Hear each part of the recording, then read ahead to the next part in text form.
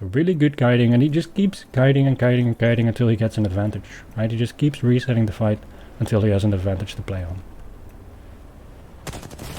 That poor guy. It's just genius.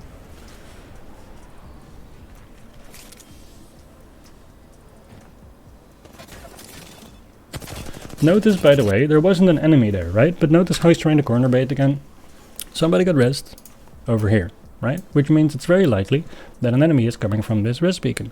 So where is he expecting this enemy to show up? Well, right here below. So this is the corner that he peeks, and he's literally waiting here. He's willing to cancel this syringe. 100% bet that if, you know, like a lifeline or something showed up here that just finished the res, instantly he cancels this syringe and he starts shooting or chucks a nade on that person. Like, that's what he's looking for here. He's trying to use the little information he has, figure out where these enemies are, and corner bait them. Doesn't end up being there, ends up being out in the open instead. Now he doesn't have such a powerful position anymore, he can't corner bait this person, but this person is out in the open. So if this damage exchange doesn't end up going well, he will probably move over to the left, slide down there, or drop a smoke to try and heal. If this damage exchange does go into his favor, he might try to, and you know, no other enemies show up, he might try to just full kill this person or commit on this person because they're out in the open, so they can be punished. Right, so he slides to the left, he does use smoke to cover himself, and he goes for a heal. Does he? Maybe I'm wrong. He doesn't go for a heal. He goes for cover instead. He's gonna go for a heal now. Right, again, trying to isolate enemies. There's two enemies here. He knows he has one of them low, so what does he do? He chucks an arc star right here, which is where the enemy has to push through to try and isolate one of them. If that lifeline didn't care and ran through before the arc star went off, then he probably wouldn't be shooting this guy and he would be kiting again, trying it again, until he gets the opportunity to fight a 1v1. Right, so again, really good isolation from him here, really good kiting. Goes for the reset first so that he can get a clean engage. And this I really like, he's going for high ground where he has information and a stronger position. Don't really like this healing spot, but other than that, really clean. Although I think he took this healing spot because he hears somebody above him actually now based on how he's looking.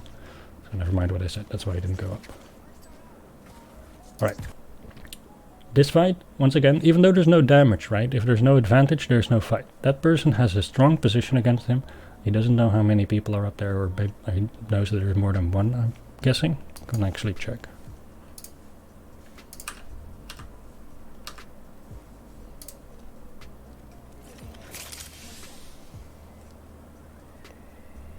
There's one set of footsteps. Okay, yeah, he does hear more than one enemy. So he knows that there's more than one enemy up here, and they have a strong position against him, right? So he chucks a nade to try and give him a little bit of space, and if he gets a sticky, that'd be very nice here, and he could use that to push up. But other than that, once again, he's just kiting here because it starts in a bad position, so he doesn't want to take a fight. Right, so half the fights we've seen so far are really just Shiv not taking a fight. Right, so now he's at a safe distance again, where he can try to poke for an advantage. Obviously, he has better aim and movement and cover usage than the enemies, so a lot of the time these exchanges he will win. But if he doesn't, he just keeps backing off until he gets an advantage. Right, so now he got 48 damage on the enemy. That didn't hit him, so that's a 48 damage advantage. But they still have 3 enemies against his 1, so it's not enough for him to push in. Notice how he hardscoped for 3 shots because the enemy wasn't shooting? Yeah, and because they had no cover and because they were barely strafing. So he's trying to punish bad movement. As well as it was like, there's a difference between hardscoping in the middle of a fight and hardscoping at the start of a fight. At the start of a fight, you're often in a low pressure situation where you can take that risk if you're confident you can outskill or out-aim the enemies. In the middle of a fight, you really need that awareness and that speed once like multiple people are focusing you. In this case, he's not being focused yet because he kited so well. He has 1 or 2 people peeking first, and so he really tries to use or get the most value out of that window of time where there's only 1 or 2 enemies peeking him. And if he doesn't get enough value, which now is the case, drops a smoke and backs off. Keeps kiting. Also keep in mind that like a lot of this is like, oh, it didn't work, so he has to kite, so he can't take a fight. Yeah, but he did force one of them to heal, so now the other teammates have to either wait so that they can keep the man advantage here, or while he's healing they will push up and he has isolated 1 enemy already, right? So even just winning those peaks, even if you can't push and down that guy, is still super advantageous for trying to split them up. Now this enemy team sadly is smart enough to not push on that. That would have been punished very hard, that would have been a good bait. Right, And this Caustic just completely isolated himself. So he did the 1v1ing for Shiv. Alright, again, he only sees one enemy, so he's not afraid to take a fight here. If he sees another one, he'll probably try to kite or isolate them somehow. He doesn't want to push this little piece of cover because he doesn't know where the last enemy is yet. So if he pushes, like let's say up here to try and punish this guy, it's quite likely that the last enemy will show up in this area on the left, right? Which would put him in a difficult position of being very close to this guy who then has cover control and being overexposed in a 1v2. So even though he's committing on this guy, he's not actually physically pushing him, and he is instead trying to rotate around to the right a little bit and using grenades to get him out of that cover, which is better. Right, self-res here forced him to drop, that's too bad, but at least he has an armor swap, which is nice. So now it's a 1v2 against those people to deal with. Right, so he tried to use the balloon to reset to high ground. He got spotted, so he didn't finish it up, but it was a good idea nonetheless. Trying to take high ground from them. And even here now, we were talking about this with the train cards as well. An angle like this is super hard to fight. You're probably not going to win this angle. So he's not really fighting it. He's just blocking off their sideline to try and reset his position to high ground. So he's trying to create a neutral position from which to take pokes, from which he can create an advantage, from which he can win the fight. Yo, Paulie Nikes, thanks for the follow. I appreciate that, dude. Hope you're enjoying yourself.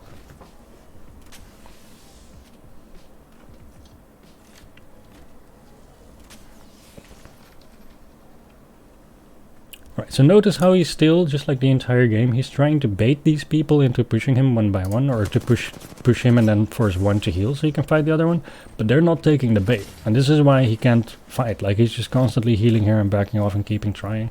Because if he pushes these guys, he knows he'll probably die 1v2, right? So he's doing a very, very good job of not falling for overaggression here and trying to bait them. And they're doing a good job of not taking the bait. If they had chased him there, they would have been dead, even though he was not in a great position.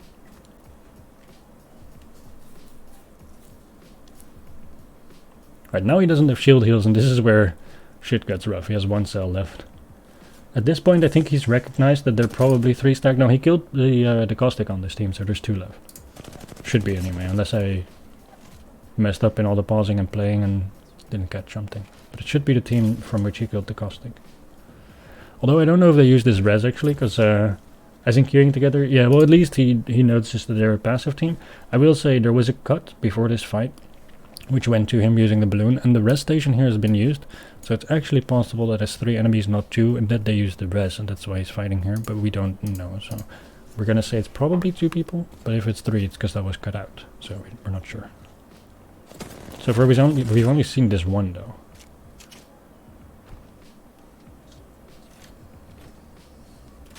Wonder why he wasn't using Anvil at that range? Don't know, probably didn't think about it. Easy to forget.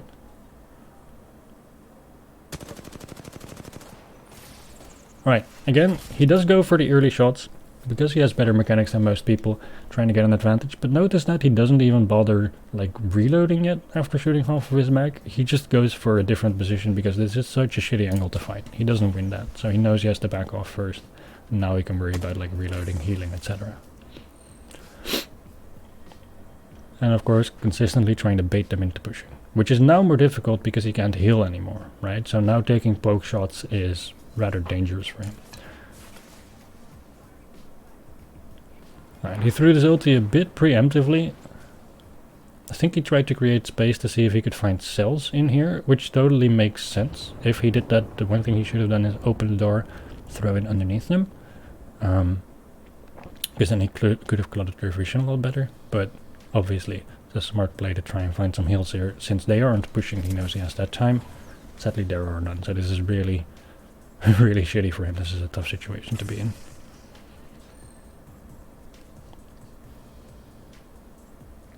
Oh man. Oh man, indeed. This is rough, Shiv. And I mean, spoiler alert, but he fucking ends up winning this too. It's insane. This guy is a legend.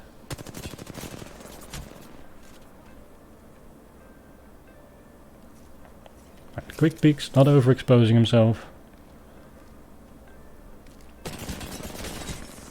Corner baiting, very good, because he knows he's climbing up, she's climbing up, so he can punish the animation.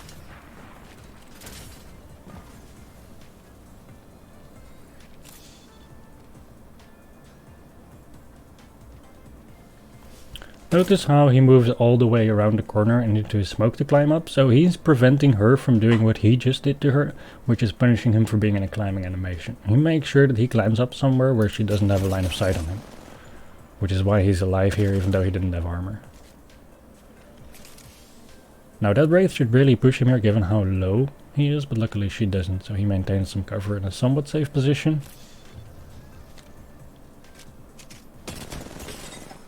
Everybody's butt is clenched. Okay, and now he has an advantage. They're like, so he has done this amount of damage to her a lot before, but most of the times where he did, he was below like 60 health, right? So it wasn't enough of an advantage to push on and he would have to back off. Now he breaks her armor, but he has high ground that he used on that last little duck there, and because of that he took less damage than before. So now he actually has like an equal situation or a damage advantage that he can push on, even though it's the same amount of damage he did as before.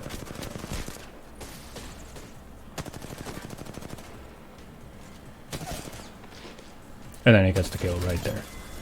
So you can really see, like, knowing when not to fight, knowing when not to push, and knowing how to try and force people into these constant 1v1s by kiting and by forcing them to back off and heal, and trying to bait their teammates into pushing you alone.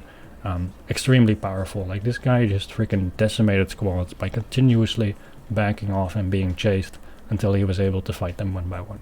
Very, very clean play. And just an incredible game in general. That's fucking awesome. Fucking peacekeeper, dude. Oh, behind you. Oh no. Oh, yikes.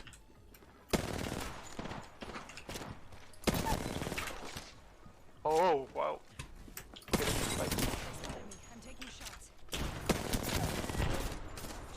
Fuck. No! Nice play around that Pathfinder.